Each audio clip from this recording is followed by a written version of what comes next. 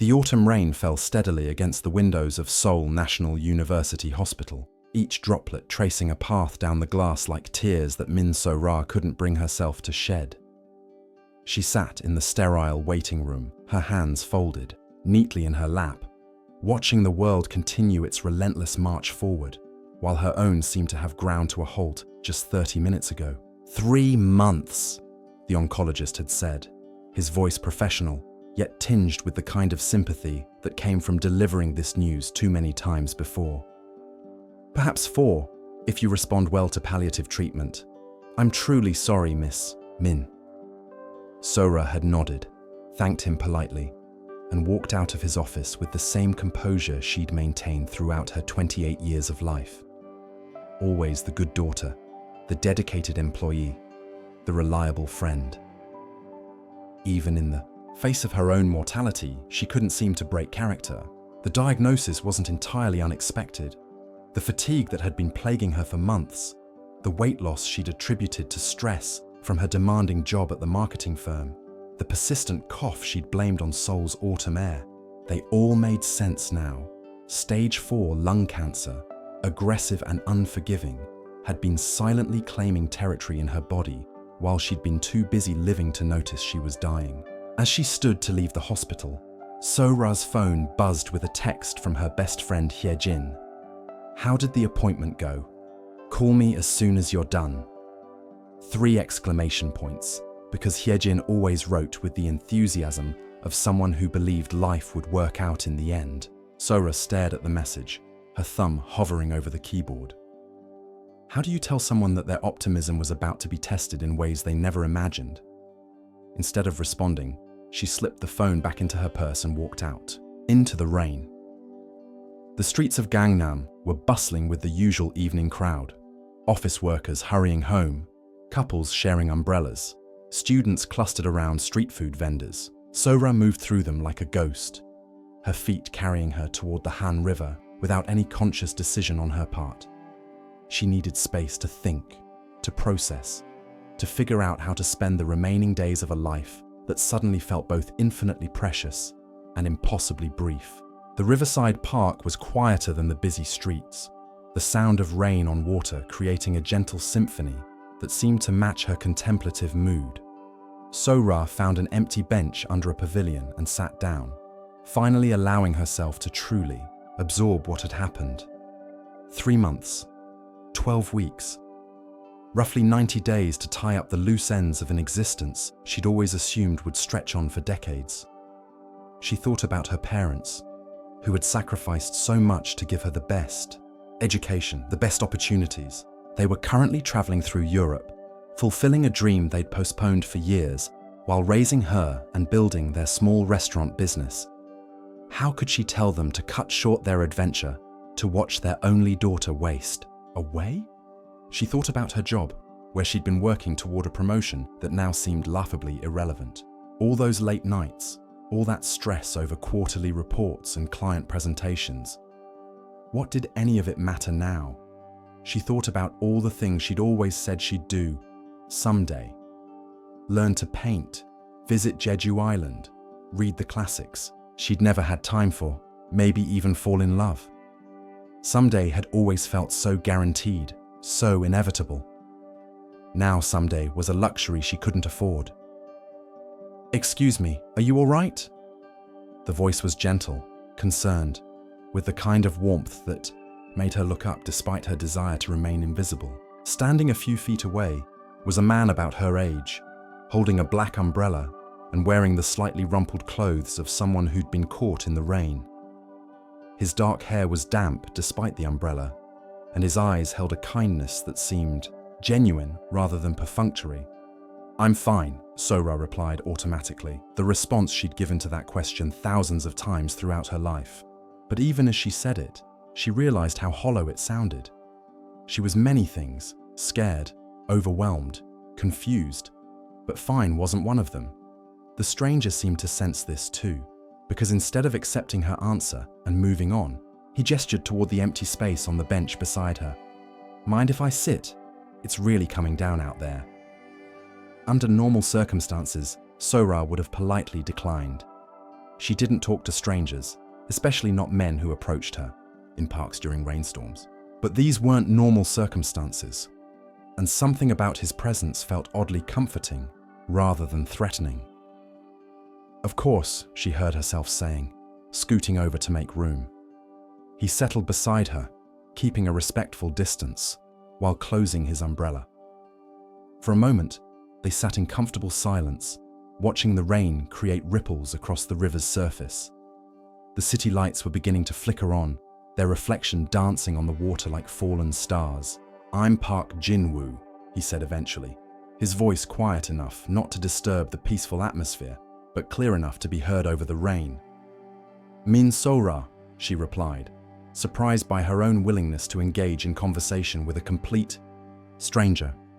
"I come here sometimes when I need to think," Jin-woo continued, his gaze fixed on the water.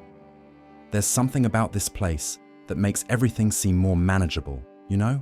Like the river just keeps flowing no matter what's happening in our lives. And maybe that's exactly what we need to remember." So-ra studied his profile in the dim light. There was something thoughtful about the way he spoke, as if he chose his words carefully, as if he understood that sometimes people needed more than just casual conversation. "What do you need to think about?" she asked, genuinely curious. Jin-woo was quiet for a long moment, and she wondered if she'd overstepped some invisible boundary. But then he turned to look at her, and she saw something vulnerable in his expression. "I'm a photographer," he said. "Or at least I was. I've been struggling lately with purpose, I guess. Wondering if the work I do matters, if any of it makes a difference. I used to photograph weddings, happy occasions, moments that people wanted to preserve forever. But lately, I've been drawn to different subjects, older people, quiet moments, things that speak to the passage of time. My boss thinks I'm having some kind of artistic crisis." "Are you?" So-ra asked. He smiled, the first real smile she'd seen from him. "Maybe. Or maybe I'm just finally paying attention to what actually matters." The irony wasn't lost on So-ra. Here was someone questioning the meaning of his work, while she was questioning the meaning of her entire existence. "What do you think actually matters?" she asked. "Connections," Jin-woo said without hesitation. "Real moments between people. Stories that deserve to be told. Beauty that might go unnoticed if someone doesn't take the time to capture it." He paused, then looked at her directly. "What about you? What brought you to sit in the rain?" So-ra felt the weight of the day's revelation pressing against her chest. She could give him another polite deflection, maintain the walls she'd spent a lifetime building, or she could do something unprecedented and tell a stranger the truth. "I found out I'm dying," she said simply. The words hung in the air between them, stark and undeniable. Jin-woo's expression shifted from surprise to concern, to something deeper, a recognition perhaps of the gravity of what she'd just shared. "How long?" he asked gently. 3 months, maybe 4. "I'm sorry," he said, and the way he said it made her believe he actually meant it. Not the reflexive condolence of someone uncomfortable with mortality, but the genuine sorrow of someone who understood that she'd just lost something irreplaceable. They sat in silence again, but it felt different now. Heavier, but also somehow more honest than any conversation she'd had in recent memory. "Have you told anyone else?" Jin-woo asked eventually. "You're the first person I've said it out loud, too," So-ra admitted. "I don't know how to tell the people who matter. My parents are traveling, my best friend. She's the type who believes positive thinking can cure anything. I can't bear the thought of watching hope die in her eyes. So you're carrying this alone." "I'm used to carrying things alone." Jin-woo turned to face her more fully. "You don't have to." Something in his tone made her look at him sharply. "You don't even know me." "No," he agreed. "But I know what it's like to feel isolated, to feel like the things that matter to you don't matter to anyone else. And I know that sometimes a stranger can be easier to talk to than the people closest to us." So-ra felt something crack inside her chest, not physically, but emotionally, a wall she didn't even realize she'd built around her heart. Why are you being so kind to someone you just met? Because, Jinwoo said, his voice growing thoughtful, I think maybe we met each other exactly when we needed to. Over the following hour, as the rain gradually subsided and the evening deepened, Sora found herself talking more openly than she had in years. She told Jinwoo about her job, her parents, her regrets about all the chances she'd never taken. He listened without judgment, without trying to fix anything, without offering empty platitudes about fighting or staying positive. In return, he shared more about his own struggles, how he'd become disillusioned with commercial photography, how he'd been questioning everything about his career and his life's direction, how he'd been feeling like he was drifting, without purpose. It's strange, Sora said as they finally prepared to leave. I've spent the last few hours talking about dying, but I feel more alive than I have in months. Maybe that's not strange at all, Jinwoo replied. Maybe facing mortality is what makes us finally pay attention to living. As they walked back toward the main street, Jinwoo stopped suddenly. Sora, I know this might sound presumptuous, but would you like to get coffee sometime? Not because I feel sorry for you, he added quickly, but because I genuinely enjoyed talking with you tonight. Sora hesitated. 3 months wasn't long enough for a friendship, let alone anything more complicated. Getting close to someone now would only mean more pain for both of them when the inevitable happened. But then she thought about all the somedays she'd been postponing, all the experiences she'd pushed aside for more practical concerns. I'd like that, she said. They exchanged phone numbers, and as Jinwoo walked her to the subway station, Sora realized something had shifted in her perception of the time she had left. Instead of 90 days of dying, maybe she could think of them as 90 days of finally living. 3 days later, they met at a small cafe in Insadong, tucked away from the tourist crowds in a narrow alley lined with traditional hanok houses. The cafe was the kind of place that felt like a secret. Mismatched furniture, walls covered with vintage photographs, and the rich aroma of freshly ground coffee beans. Jinwoo was already there when Sora arrived, sitting at a corner table, with his camera bag beside him. He stood when he saw her, and she noticed he looked different in daylight, younger somehow, with an energy that hadn't been evident during their rain-soaked first meeting. I ordered you a latte, he said as she sat down. I hope that's okay. Perfect, Sora replied, touched by the small gesture of thoughtfulness. They settled into conversation easily, as if they'd known each other for years rather than days. Jinwoo told her about a photography project he was considering, documenting the elderly vendors at traditional markets before modernization swept them away entirely. It sounds like important work, Sora said, preserving stories that might otherwise be lost. That's exactly what it is, Jinwoo replied, his eyes lighting up with enthusiasm. Each of these vendors has decades of history, knowledge about traditional foods and customs that their children and grandchildren might not be interested in preserving. If I don't capture their stories now, they might disappear forever. Sora found his passion infectious. What's stopping you from starting? Jinwoo's expression grew more serious. Honestly, fear. Fear that I'm not skilled enough to do their stories justice.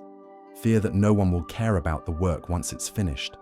Fear that I'm abandoning a stable career for something that might not matter to anyone but me. But it matters to you, Sora pointed out. Isn't that enough?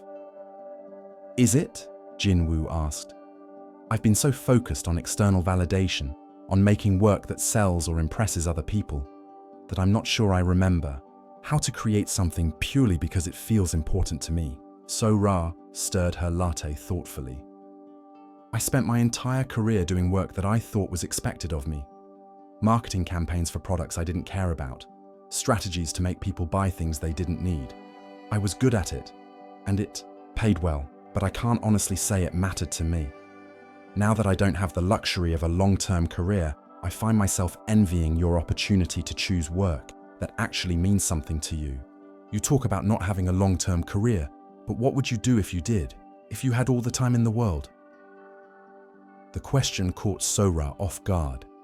She'd been so focused on what she was losing that she hadn't considered what she might want to gain, even in the limited time she had left. I think, she said slowly, I'd want to help people tell their stories. I've always been good at listening, at helping people find the words for things they're struggling to express. Maybe I'd become a counselor or write memoirs for people who don't feel confident writing their own. What's stopping you from doing that now? Time, Sora said automatically, then stopped. Actually, that's not true. I have time, just not as much as I thought I did.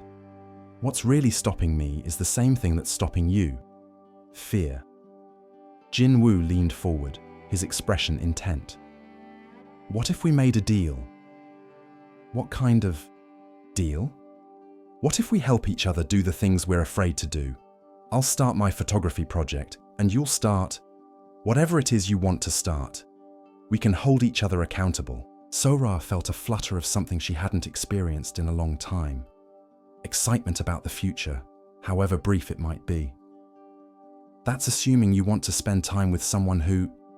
She gestured vaguely at herself, unable to finish the sentence. Someone who what? Someone who's facing a challenge that makes her reconsider what really matters in life. Someone who's brave enough to be honest about mortality in a world where everyone pretends death happens to other people. Jinwoo's voice was firm. Sora, I meant what I said by the river. I think we met each other exactly when we needed to. Over the following weeks, their unlikely partnership began to take shape. Jinwoo started visiting traditional markets around Seoul, building relationships with the elderly vendors, and beginning to document their stories through both photographs and recorded interviews. Sora, meanwhile, put in her notice at the marketing firm, a decision that shocked her colleagues but felt surprisingly liberating.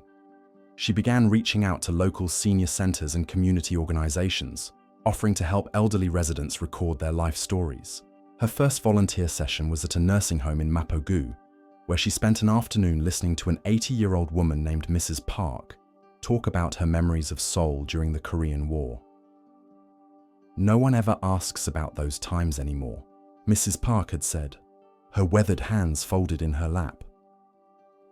My grandchildren think history started when they were born, but I remember when this city was nothing but rubble and hope. Sora had taken careful notes, helping Mrs. Park organize her memories into a coherent narrative that captured not just the facts of her experience, but the emotions, the small details that brought the past to life. When she read the finished story back to Mrs. Park, the elderly woman had tears in her eyes. You made my words sound important, Mrs. Park said. They are important, Sora replied, and meant it completely. That evening, she met Jinwoo at their usual cafe to share the day's experiences. He'd had his own breakthrough. A vendor at Namdaemun Market had finally agreed to let Jinwoo photograph him at work after weeks of patient conversation and relationship building. His name is Mr. Kim, and he's been selling traditional rice cakes at the same stall for 43 years, Jinwoo said, scrolling through the photos on his camera's display screen. He told me he learned the recipes from his mother, who learned them from her mother. He's worried that when he retires, the knowledge will die with him because his children all went into office jobs. Sora studied the photographs over Jinwoo's shoulder. Even on the small camera screen, she could see that these images were different from his previous work. There was an intimacy to them, a respect for the subject that elevated the mundane act of making rice cakes into something almost sacred. These are beautiful, she said. You can see the history in his hands. That's exactly what I was trying to capture, Jinwoo said, his voice filled with the satisfaction of someone who'd finally found his artistic voice. The way traditional skills are passed down through generations, the dignity in work that might seem ordinary to outsiders. As they talked, Sora realized that something fundamental had shifted in her perspective over the past few weeks. The crushing weight of her diagnosis hadn't disappeared. She still had moments of overwhelming fear and sadness, but it was no longer the only thing defining her existence. For the first time in her adult life, she was doing work that felt meaningful, and she was doing it alongside someone who understood the urgency of making every day count. Jinwoo, she said as they prepared to leave the cafe. Thank you. For what? For treating me like I'm living instead of dying. He stopped walking and turned to face her, his expression serious. "Sora, you are living, more fully than most people ever do." As autumn gave way to winter, Sora's volunteer work expanded. Word had spread through Seoul's senior community about the young woman who helped people tell their stories, and she found herself with more requests than she could handle. She began training other volunteers, teaching them how to listen actively, how to ask the right questions, how to help people find the narrative threads in their own experiences. Meanwhile, Jinwoo's photography project was gaining recognition. A local gallery had expressed interest in exhibiting his market vendor portraits, and a magazine wanted to feature his work in an article about preserving traditional Korean culture. They had fallen into a rhythm of meeting several times a week, sometimes for coffee, sometimes for dinner, sometimes just to walk along the Han River and talk about their respective projects. Sora found herself looking forward to these meetings with an intensity that both thrilled and worried her. She was growing attached to someone she would inevitably have to leave behind. One evening in early December, as they sat in Jinwoo's small apartment, looking through his latest photographs, Sora noticed him studying her with the same intensity he brought to his artistic work. "What?" she asked, suddenly self-conscious. "I've been wanting to ask you something," Jinwoo said, setting down his camera. "Would you let me photograph you?" Sora's immediate instinct was to refuse. She'd never been comfortable being the center of attention, and her recent weight loss had made her even more self-conscious about her appearance. "I'm not really photogenic," she said. "That's not what I see when I look at you," Jinwoo replied. "I see someone who's chosen to live with purpose instead of fear. Someone who's using her remaining time to make other people's lives better. That's the most beautiful thing I've ever witnessed." The sincerity in his voice made her chest tighten with emotion. "Jinwoo, I'm not asking because I pity you," he continued. "I'm asking because you inspire me. Because you've taught, or me, what courage actually looks like. Because someday, when people see these photographs, I want them to understand that facing mortality doesn't have to mean giving up on living." Sora was quiet for a long moment, considering his request. Finally, she nodded. "Okay, but not here and not posed. If you're going to photograph me, I want it to be while I'm doing something that matters." The next week, Jinwoo accompanied Sora to the nursing home, where she'd been working with Mrs. Park and several other residents. He captured her in natural moments, listening intently as an elderly man described his childhood in rural Gyeonggi province, laughing with a group of women as they shared memories of their wedding days, carefully writing down the details of stories that might otherwise be forgotten. In the photographs, Sora looked nothing like the polished professional she'd been in her marketing career. Her hair was simpler, her clothes more casual, her face free of the careful makeup she'd once considered essential. But there was something luminous about her expression, a sense of purpose and engagement that made her beautiful in a way that had nothing to do with conventional standards. "You're glowing," Jinwoo said as he showed her the images later. "This is what you look like when you're doing what you're meant to do." Sora stared at the photographs, seeing herself as if for the first time. "I look happy," she said, surprised. "You are happy," Jinwoo observed. "Despite everything, you found a way to be genuinely happy." That night, as Sora lay in bed thinking about Jinwoo's words, she realized he was right.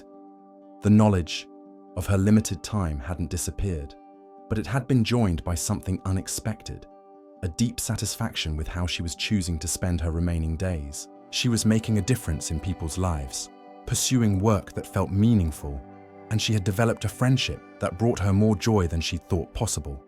But it was more than friendship now, wasn't it? The thought crept in, despite her attempts to suppress it. Somewhere along the way, her feelings for Jinwoo had deepened beyond gratitude or companionship.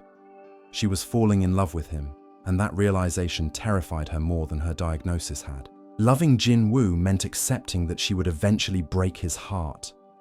It meant allowing herself to feel the full weight of what she was going to lose. It meant choosing connection over self-protection, vulnerability over safety. Christmas, was approaching, and Seoul was transformed by lights and decorations. Sora had always loved this season, the way the city sparkled with warmth despite the cold, the sense of anticipation and renewal that came with the approaching new year. This Christmas felt especially poignant, knowing it would likely be her last. She had planned to spend the holiday quietly, perhaps visiting her parents who had returned from their European trip earlier than expected. They didn't know about her diagnosis yet. She still hadn't found the courage to tell them. But they sensed something had changed in her life. "You seem different," her mother had observed during a recent phone call.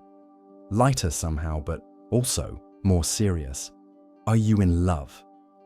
The question had caught Sora off guard. Why would you ask that? Because that's how people sound when they've found something worth holding on to. Her mother's intuition was unsettling in its accuracy. Sora had found something worth holding on to. Two things, actually. Her newfound sense of purpose and Jin Woo. The problem was that her ability to hold on to either was limited by biology and time. 2 days before Christmas, Jin Woo surprised her with an invitation. "There's something I want to show you," he said as they met at their usual cafe. "Can you come with me?" He led her to a small gallery in Samcheongdong, where his photographs were being displayed as part of a group exhibition called Invisible Seoul. The walls were lined with his portraits of market vendors, each image accompanied by a brief excerpt from the stories he'd collected during his interviews. Sora moved through the exhibition slowly, reading every caption, studying every photograph. The work was powerful and moving, a testament to the dignity and resilience of people whose contributions to Seoul's culture often went unrecognized. But it was the final photograph that took her breath away. There, at the end of the exhibition, was one of the images Jin Woo had taken of her at the nursing home. She was shown in profile, listening intently to Mrs. Park, her face illuminated by warm afternoon light filtering through a window. The caption read, "Min So-ra Storykeeper. Everyone has a story worth preserving." "Jin Woo," she whispered, tears gathering in her eyes. "I wanted you to see how I see you," he said quietly. "How the world should see you." So-ra stood in front of her own image, overwhelmed by the beauty Jin Woo had found in a moment she'd considered ordinary. In his photograph, she looked like someone worthy of admiration, someone whose work mattered, someone whose brief time on Earth was making a lasting impact. "Thank you," she said, turning to face him. "This is the most meaningful gift anyone has ever given me." "So-ra," Jin Woo said, his voice suddenly urgent. "There's something I need to tell you." She saw something intense in his expression, something that made her heart race with anticipation and fear. "I know when we first met that you were dealing with an impossible situation," he continued. "I know that getting close to you might mean getting hurt. But I need you to know that these past few months have been the best of my life. You've changed how I see everything, my work, my priorities, what it means to live fully. I'm in love with you, Sora, completely, impossibly in love with you." The words hung in the air between them, beautiful and devastating. Sora felt her carefully constructed emotional walls crumbling entirely. "Jin Woo," she began, but he held up a hand to stop her. "You don't have to say anything," he said. "I know this complicates everything. I know loving you means accepting that our time together is limited. But I've realized that some connections are worth the pain of losing them. You've taught me that living fully sometimes means risking everything." Sora looked around the gallery at the evidence of how their partnership had transformed both their lives. She thought about all the stories she'd helped preserve, all the elderly voices that would live on because of the work they'd inspired each other to do. She thought about the version of herself she'd discovered through Jin Woo's eyes, someone capable of courage, purpose, and love. "I love you too," she said simply. Jin Woo's face lit up with a joy so pure it made her chest ache. He reached for her hands, holding them gently as if they were something precious and fragile. "What do we do now?" he asked. Sora considered the question. They had perhaps 2 months left, maybe 3 if she was lucky. They could spend that time protecting themselves from further hurt, maintaining careful emotional distance. Or they could choose to love each other fully and completely, accepting both the joy and the inevitable sorrow that would come. Now, we make the most of whatever time we have, she said. The weeks that followed were a study in contrasts. Intense happiness shadowed by the knowledge of approaching loss. Jinwoo and Sora fell into the rhythm of a couple deeply in love, with the added poignancy of knowing their relationship existed within strict temporal boundaries. They spent New Year's Eve together on Namsan Tower, watching fireworks bloom over Seoul while making quiet promises about how they would spend the coming year. They traveled to Jeju Island for a long weekend, finally fulfilling one of the items on Sora's someday list. They had long conversations about everything and nothing, storing up memories like supplies for a journey they would ultimately have to take alone. Jinwoo continued his photography work with renewed passion, and Sora expanded her storytelling project into a small non-profit organization. They supported each other's work while building a life together that felt both wonderfully normal and extraordinarily precious. But by February, Sora's energy was beginning to flag. The treatments she'd agreed to try were helping, but not enough to halt the disease's progression. She found herself needing more rest, accepting fewer storytelling requests, spending more time simply being present with Jinwoo instead of constantly doing. One evening, as they sat together in his apartment with her head resting on his shoulder, Jinwoo said quietly, "I've been thinking about something." "What's that?" "About legacy, about what remains when we're gone." He stroked her hair gently. "All those stories you've helped people preserve, they're going to outlive both of us. Decades from now, people will read Mrs. Park's memories of wartime Seoul, or Mr. Kim's description of his mother's rice cake recipes, and a part of you will be there in every word." Sora tilted her head to look at him. "Is that supposed to be comforting?" "I hope so, because it means that even though your time is limited, your impact isn't. The work you've done, the lives you've touched, that continues. That's immortality, in the only way that really matters." Sora was quiet for a moment, processing his words. "What about us?" she asked. "What's the legacy of this?"